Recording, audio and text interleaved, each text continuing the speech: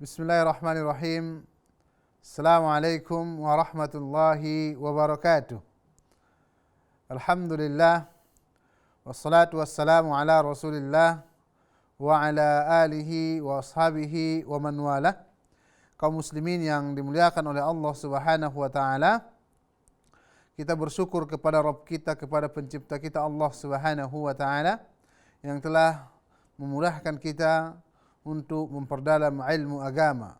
Rasulullah sallallahu alaihi wasallam bersabda yang diriwayatkan oleh Imam Bukhari dan juga oleh Imam Muslim dalam kitab sahihnya, "Man yuridillahu bihi khairan yufaqihu fid din."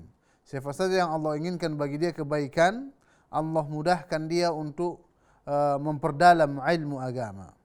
Kaum muslimin yang dimuliakan oleh Allah Subhanahu wa taala, sekarang kita melangkah ke materi yang ke-54 dalam buku muqarrar kita, panduan kita Al-Fiqhul Muyassar ala Dhaw'il Kitab was Sunnah, dan kita masih dalam kitab As-Siyam, dan kita sekarang melangkah ke bab keempat, yaitu mengqadha puasa sunnah serta puasa yang dimakruhkan dan diharamkan. Kaum muslimin yang dimuliakan oleh Allah Subhanahu wa taala, bab keempat ini memiliki beberapa bagian. Kita langsung melangkah ke bagian yang pertama, yaitu mengqadha puasa. Bila seorang muslim tidak berpuasa satu hari di siang hari bulan Ramadan tanpa uzur, maka dia wajib bertaubat kepada Allah dan memohon ampun kepadanya. Di sini jelasnya, jika ada seorang muslim tidak berpuasa di siang hari bulan suci Ramadan tanpa ada uzur syar'i, tanpa ada alasan yang dibenarkan oleh syariat, maka dia wajib bertaubat dan minta ampun kepada Allah Subhanahu wa taala. Karena ini perkara besar, dosa besar. Karena puasa Ramadan merupakan rukun di antara rukun-rukun Islam. Di sini disebutkan mu'allif karena perbuatan tersebut merupakan dosa besar dan kemungkaran besar, ya. Jadi orang yang meninggalkan puasa Ramadan tanpa ada uzur syar'i, maka dia telah melakukan pelanggaran, kemungkaran dan maksiat yang sangat besar, dan dia harus bertaubat kepada Allah Subhanahu wa taala. Di samping taubat dan memohon ampun, dia juga harus mengqadha puasa sesuai dengan kadar hari yang tidak berpuasa di bulan Ramadan. Walaupun dia tidak berpuasa, dia wajib bertaubat, minta ampun dan mengqadha, mengganti puasanya tersebut. Kewajiban qadha di sini dilaksanakan dengan segera menurut pendapat yang sahih di kalangan para ulama. Karena tidak ada rukhsah, keringanan untuk tidak berpuasa baginya, dan pada hukum asalnya dia harus melaksanakannya pada waktunya. Nah, di sini muallif mengatakan, ya, jadi orang yang meninggalkan puasa tanpa ada uzur syar'i, dia harus bertaubat, minta ampun kepada Allah Subhanahu wa taala, dan di samping itu juga dia harus mengqadha puasa tersebut. Adapun bila dia tidak berpuasa karena uzur seperti haid, nifas, sakit, safar atau uzur-uzur yang lain yang membolehkan tidak berpuasa, maka dia wajib mengqadhanya, hanya saja dia tidak wajib untuk bersegera. Jadi di sini muallif membedakan, ya. Jadi jika seseorang tersebut tidak berpuasa di siang hari bulan Ramadan karena uzur syar'i, maka dia wajib mengqadhanya, namun tidak disegerakan.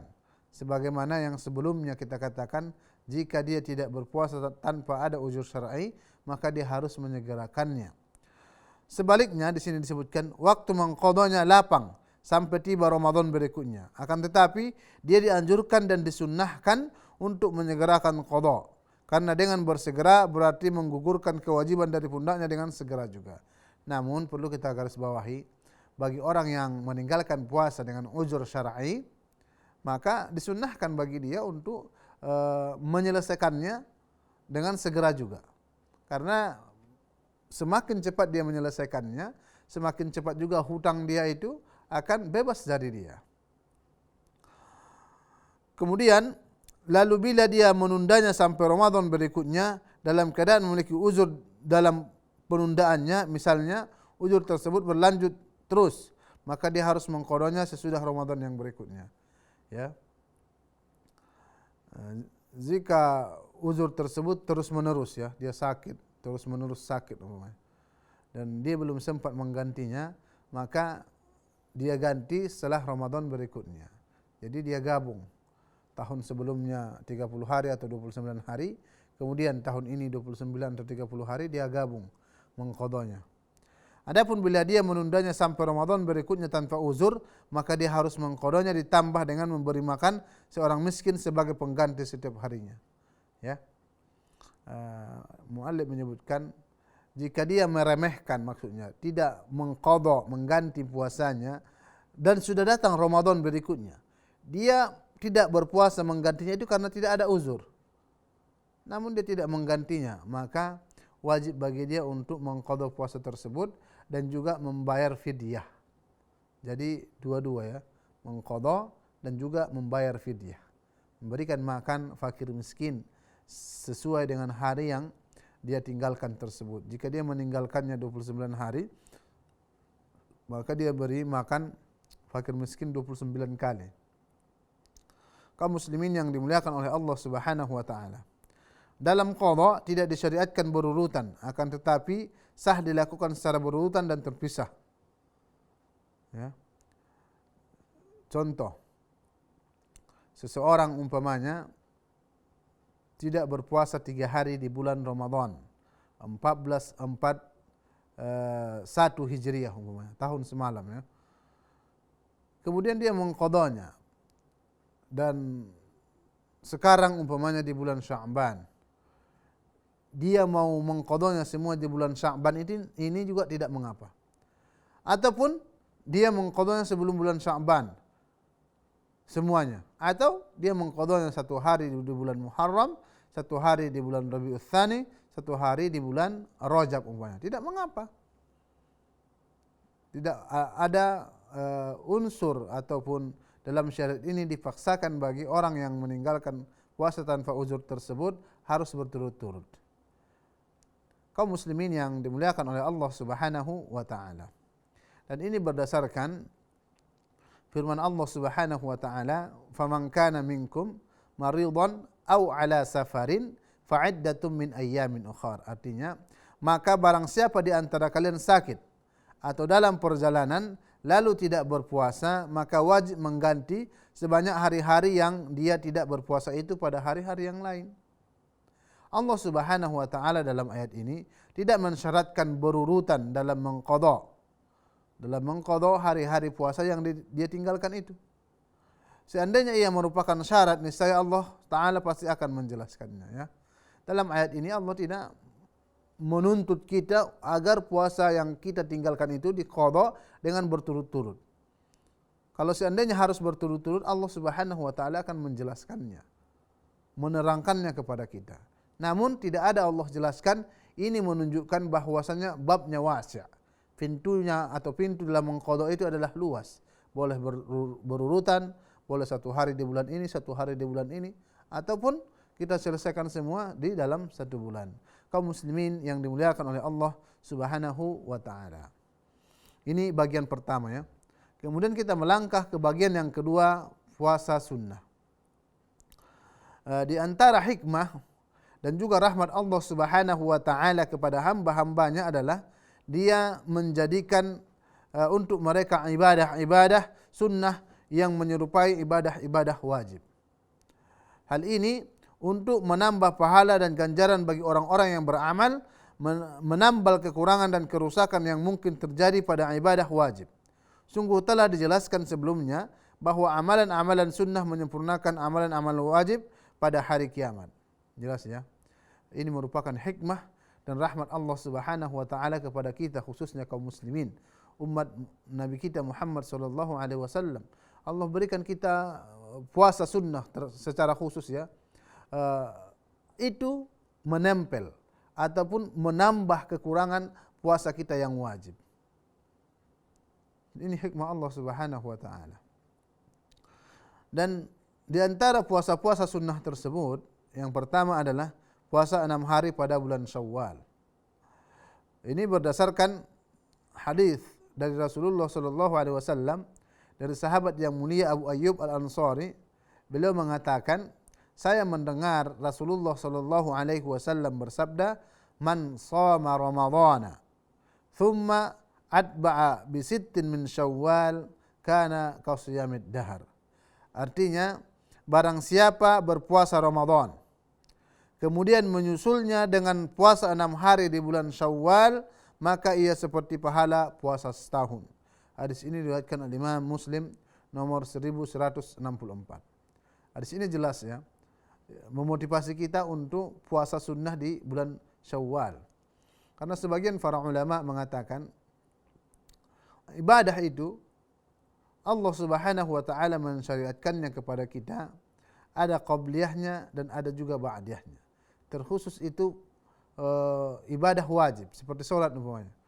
Solat itu Allah berikan kepada kita solat qabliyah dan juga ada solat ba'diyah. Kenapa? Agar kita senantiasa menguatkan diri kita untuk puasa wajib tersebut, dan puasa ba'diyahnya itu untuk menyempurnakan apa kekurangannya, sedangkan puasa qabliyah itu juga seperti itu, namun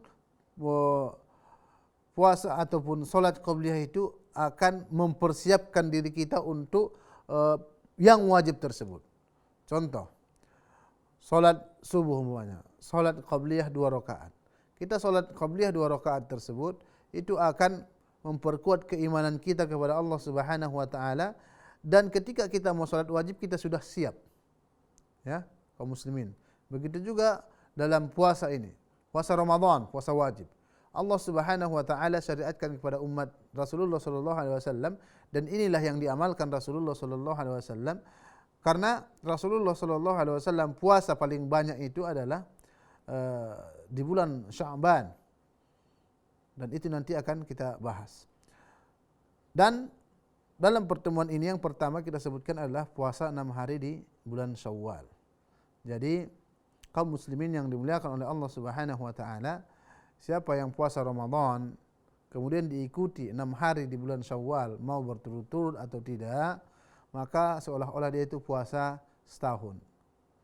Jadi kaum muslimin ada yang menafsirkan di antara para fuqaha, mereka mengatakan puasa Ramadan itu 30 hari dikali 10 menjadi 300 hari, kemudian 6 hari dikali 10 menjadi 60 hari, jadi genap menjadi 360 hari.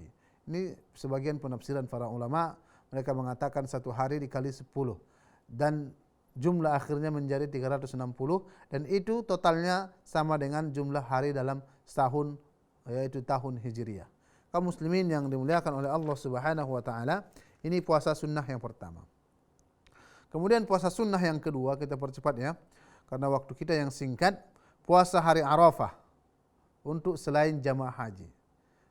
Untuk jamaah haji tidak disyariatkan bagi mereka untuk puasa Arafah ini. Dan puasa Arafah ini disyariatkan bagi orang-orang yang tidak naik haji. Ini berdasarkan hadis Abu Qatadah radhiyallahu anhu, dia berkata Rasulullah sallallahu alaihi wasallam bersabda, "Siyam yaumi Arafah ahtasibu 'ala Allah an yukaffira as-sanah allati qablahu was-sanah allati ba'dah." Ini merupakan keagungan yang sangat besar ya. Puasa hari Arafah, aku berharap kepada Allah Subhanahu wa taala agar ia meleburkan kesalahan atau dosa pada tahun yang lalu dan tahun sesudahnya. Jadi 2 tahun ya. Keutamaan puasa Arafah ini menghapuskan dosa 2 tahun. 1 tahun sebelumnya dan juga setelahnya. Adapun jamaah haji maka tidak disunnahkan puasa Arafah, karena Nabi SAW tidak berpuasa pada hari itu, sedangkan para sahabat menyaksikannya, dan karena dengan tidak berpuasa jamaah haji lebih kuat dalam beribadah dan berdoa pada hari tersebut ya. Jadi untuk jamaah haji lebih baik bagi mereka untuk tidak berpuasa agar mereka kuat beribadah kepada Allah Subhanahu wa taala dan banyak berdoa ketika wukuf di Arafah. Kaum muslimin yang dimuliakan oleh Allah Subhanahu wa taala, ini puasa sunnah yang kedua. Kemudian puasa sunnah yang ketiga adalah puasa Asyura. Puasa Asyura adalah puasa di bulan Muharram, yaitu Asyura yang ke-10 ya.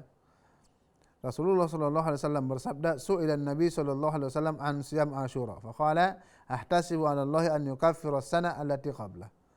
Rasulullah sallallahu alaihi wasallam ditanya tentang puasa Asyura, maka Rasulullah sallallahu alaihi wasallam mengatakan, "Saya berharap kepada Allah Subhanahu wa taala agar puasa itu menghapuskan dosa 1 tahun sebelumnya." Maksudnya 1 tahun sebelum kita berpuasa tersebut. Ini juga memiliki keagungan ya puasa Asyura ini. Kemudian sangat dianjurkan bagi kita ketika puasa Asyura ini puasa juga 1 hari sebelumnya atau 1 hari setelahnya, ataupun 1 hari sebelumnya ataupun 1 hari setelahnya. Ini berdasarkan sabda Nabi sallallahu alaihi wasallam, "La in baqitu ila qabilin la asumanna at-tasi'." Kalau seandainya aku hidup tahun depan, saya akan puasa juga pada tanggal 9-nya ya, Tasu'a, 9 dan 10 Muharram. Namun yang lebih afdal bagi kita adalah puasa tanggal 9, 10 dan juga 11. Karena ini menyelisihi kaum Yahudi dan juga orang-orang yang mengikuti mereka. Rasulullah mengatakan, "Sumu yauman qablahu au yauman ba'dahu khaliful yahud." Rasulullah mengatakan berpuasalah 1 hari sebelumnya atau sesudahnya, selisihilah orang-orang Yahudi. Jadi Rasulullah memberikan kita pilihan. 1 hari sebelum tanggal 10 dan juga tanggal 10, jadi 2 hari ya. Atau tanggal 10 dan juga setelahnya, tanggal 11. Atau lebih abdul kita lakukan 9, 10, 11. Kaum muslimin yang dimuliakan oleh Allah Subhanahu wa taala. Kemudian puasa sunnah yang keempat adalah puasa hari Senin dan Kamis setiap pekan ya. Ini juga berdasarkan hadis yang diriwayatkan Ummul Mukminin Aisyah radhiyallahu anha, kana Nabi sallallahu alaihi wasallam yataharra siyam al-Itsnin wal Khamis. Artinya Nabi sallallahu alaihi wasallam biasanya mengawasi dan menunggu-nunggu puasa Senin dan juga hari Kamis. Jadi kita umat Rasulullah sallallahu alaihi wasallam senantiasa kita mengikuti Nabi kita Nabi Muhammad sallallahu alaihi wasallam. Dan juga dalam hadis yang lain disebutkan tu'radul a'mal yaumul Itsnin wal Khamis. Amal ibadah itu diperlihatkan pada hari Senin dan juga pada hari Kamis. Fa uhibbu an yu'radu 'amali wa ana sha'im. Maka saya suka amal ibadahku diperlihatkan sedangkan aku dalam keadaan berpuasa, kata Rasulullah sallallahu alaihi wasallam.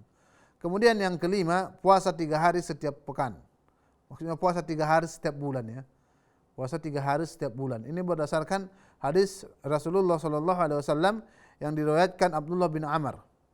Beliau mengatakan, "Sum minas syahr 3 ayyam, fa innal hasanata bi asyri amsalha, wa dzalika mithlu siyamid dahr." Artinya, berpuasalah 3 hari dari 1 bulan, karena sesungguhnya 1 kebaikan dilipat gandakan dengan 10 kali. Dan itu seperti pahala puasa setahun ya. Jadi kalau setiap bulan kita puasa 3 hari, jadi 1 bulan itu sudah 30 hari ya. Kalau dalam selanjutnya kita puasa juga, jadi kalau kita kalikan ke 10 saja sudah 300 hari. Kaum muslimin yang dimuliakan oleh Allah Subhanahu wa taala. Dan juga berdasarkan hadis sahabat yang mulia Abu Hurairah radhiyallahu anhu, beliau berkata, "Awsani khalili bi thalath." Rasulullah atau kekasihku, kata Abu Hurairah, mewasiatku berpesan kepadaku 3 hal. Yang pertama, siyam salasati ayyam min kulli syahr, yaitu puasa 3 hari setiap bulan. Wa raq'at duha, dan 2 rakaat salat duha. Wa an utira qabla an anam, dan juga saya salat witir sebelum tidur. Kaum muslimin yang dimuliakan oleh Allah Subhanahu wa taala. Dianjurkan agar puasa 3 hari ini dilakukan pada ayyamul bid. Ayyamul bid itu adalah di mana bulan itu terang. Ayyamul bid, bid itu putih. Maksudnya bid, seperti telur ya, putih. Yaitu hari yang ini disebutkan muallif di sini biasanya memang tanggal 13, 14 dan 15. Dan ini juga berdasarkan hadis Abu Dzar radhiyallahu anhu. Beliau mengatakan Rasulullah sallallahu alaihi wasallam bersabda, "Man kana minkum sha'iman minasy-syahri 3 ayyam falyasum ats-tsalath al-bid." Al-bid ya. Artinya, barang siapa di antara kalian berpuasa 3 hari dari 1 bulan, maka hendaknya dia berpuasa pada 3 hari yang putih. Ya, maka orang disebut puasa putih, bid. Walaupun memang kita tidak sanggup ayyamul bid, boleh kita di awalnya 3 hari, ataupun tidak sanggup di tengah 3 hari yaitu ayyamul bid, ataupun di akhir 3 hari. Kaum muslimin yang dimuliakan oleh Allah Subhanahu wa taala. Kita percepat. Kemudian yang keenam, puasa 1 hari dan 1 hari berbuka. Ini puasa Nabi Daud. Sebagaimana Rasulullah sallallahu alaihi wasallam bersabda, "Afdhalus siyam siyamu Daud alaihi salam. Kana yasum yauman wa yuftiru yauman." Sebaik-baik puasa itu adalah puasa Nabi Allah, Nabi Daud alaihi salam. Dia berpuasa 1 hari, kemudian besoknya dia berbuka, maksudnya tidak berpuasa. Puasa ini termasuk jenis puasa sunnah yang paling utama. Ini puasa sunnah yang paling utama ya. Kemudian yang ketujuh, kita percepat, puasa pada bulan Allah Muharram. Puasa pada bulan Muharram. Ini berdasarkan hadis dari sahabat yang mulia Abu Hurairah radhiyallahu anhu, beliau berkata, Rasulullah sallallahu alaihi wasallam bersabda, "Afdhalus siyam ba'da Ramadan syahrullahil Muharram, wa afdhalus shalah ba'dal fardhah salatul lail." Artinya puasa yang paling utama setelah puasa Ramadan adalah puasa di bulan Allah, bulan Muharram. Dan salat yang paling utama sesudah salat fardu adalah salat malam. Hadis ini diriwayatkan Al-Imam Muslim dalam kitab sahihnya. Kemudian puasa sunnah yang terakhir ya kita sebutkan, puasa 9 hari Zulhijjah. Puasa 9 hari Zulhijjah. Dimulai dari hari pertama di bulan Zulhijjah dan berakhir pada hari yang ke-9, yaitu hari Arafah. Hal ini berdasarkan keumuman hadis yang menetapkan keutamaan amal soleh pada hari tersebut. Sesungguhnya Nabi SAW telah bersabda, "Ma min ayyam." Tidak ada hari-hari al-amalus soleh fihinna ahabbu ila Allah min hadhil ashar. Yaitu di mana amal soleh pada hari itu, pada hari tersebut lebih Allah cintai daripada hari-hari yang 10 ini. Jadi, maka sebagian para ulama mengatakan 10 akhir di bulan Ramadan dan 10 awal bulan Muharram, jika dilihat siangnya maka lebih afdal bulan Muharram. Namun jika dilihat malamnya maka lebih afdal 10 akhir di bulan Ramadan. Ini merupakan perkataan para ulama. Dan ini memang betul-betul berdasar dari hadis Rasulullah sallallahu alaihi wasallam yang kita bacakan tadi. Jadi selayaknya bagi kita kaum muslimin memperbanyak puasa-puasa sunnah ini. Di sini muallif menyebutkan 8, sebetulnya puasa sunnah itu lebih dari 8. Dan muallif tidak mencontohkan di sini atau tidak menyebutkannya semua. Salah satunya adalah puasa Sya'ban. Karena Rasulullah sallallahu alaihi wasallam sebagaimana disebutkan Ummul Mukminin Aisyah tentang Rasulullah sallallahu alaihi wasallam, Rasulullah sallallahu alaihi wasallam tidak pernah puasa sebulan penuh kecuali bulan Ramadan. Dan Rasulullah sallallahu alaihi wasallam tidak pernah puasa banyak sekali dalam 1 bulan kecuali bulan Sya'ban. Jadi intinya dalam riwayat Muslim disebutkan kana yasumu Sya'bana kullah, kana yasumu Sya'ban illa qalila. Artinya Rasulullah sallallahu alaihi wasallam itu puasa bulan Sya'ban seluruhnya, dan disebutkan Rasulullah sallallahu alaihi wasallam puasa Sya'ban kecuali sedikit. Jadi intinya adalah Rasulullah sallallahu alaihi wasallam tidak pernah puasa sebulan penuh kecuali bulan Ramadan, dan Rasulullah sallallahu alaihi wasallam hampir puasa penuh puasa sunnah di bulan Sya'ban, namun tidak sempurna. Kaum muslimin yang dimuliakan oleh Allah Subhanahu wa taala. Ini mungkin yang dapat kita sampaikan pada pertemuan kali ini. Mudah-mudahan apa yang kita sampaikan bermanfaat untuk kita. Sebagai rangkuman adalah yang pertama, mengqadha puasa tadi kita katakan, jika bagi orang yang meninggalkan puasa Ramadan itu tanpa ada uzur syar'i, maka dia harus segera mengqadhanya dan juga bertaubat minta ampun kepada Allah Subhanahu wa taala karena dia melakukan dosa besar, maksiat besar dan juga kemungkaran yang besar. Namun jika mereka meninggalkan puasa tersebut karena ada uzur syar'i seperti sakit, musafir, atau bagi perempuan haid atau nifas, maka bagi mereka diberikan kelapangan untuk mengqadhanya sampai datang Ramadan yang akan datang. Kemudian yang kedua adalah puasa-puasa sunnah. Kita katakan tadi yang pertama puasa 6 hari di bulan Syawal. Kemudian yang kedua puasa hari Arafah. Puasa hari Arafah ya. Kemudian itu tanggal 9 Zulhijjah. Kemudian puasa hari Asyura.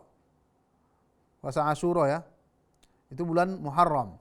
Dan lebih afdal kita puasa tanggal 9, 10 dan juga 11. Kalaupun tidak bisa 9, 10 ataupun 10, 11. Karena kita menyelisihi kaum Yahudi. Kemudian yang keempat puasa Senin dan Kamis. Kemudian yang kelima puasa 3 hari di setiap bulan, baik di awalnya ataupun di tengahnya ataupun di akhirnya, dan yang lebih afdal adalah puasa tanggal 13, 14, 15 dan itu disebut dengan Ayyamul Bid, yaitu hari putih di mana bulan purnama jelas tampak. Kemudian yang keenam adalah puasa 1 hari dan 1 hari kemudian berbuka. Itu puasa Nabi Allah, Nabi Daud. Kemudian puasa pada bulan Allah Muharram. Puasa pada bulan Muharram secara umum. Kemudian secara khusus puasa 9 hari di bulan Zulhijjah ya. Itu disyariatkan juga kepada kita. Maksudnya yang ketujuh ini secara umum bulan Muharram itu kita boleh berpuasa dalam sebulan itu. Namun yang lebih afdal jangan kita puasa sempurna di bulan Muharram tersebut, karena memang Rasulullah SAW tidak mencontohkan kepada kita itu puasa sebulan penuh kecuali bulan Ramadan. Kemudian kaum muslimin yang dimuliakan oleh Allah Subhanahu wa taala, tadi ada tambahan yaitu puasa sunnah, yaitu puasa di bulan Sya'ban, memperbanyak puasa di bulan Sya'ban. Kaum muslimin yang dimuliakan oleh Allah Subhanahu wa taala, aqulu qouli hadza wa astaghfirullah li wa lakum wa lisairil muslimin fastaghfiruhu innahu huwal ghafurur rahim. Assalamualaikum warahmatullahi wabarakatuh.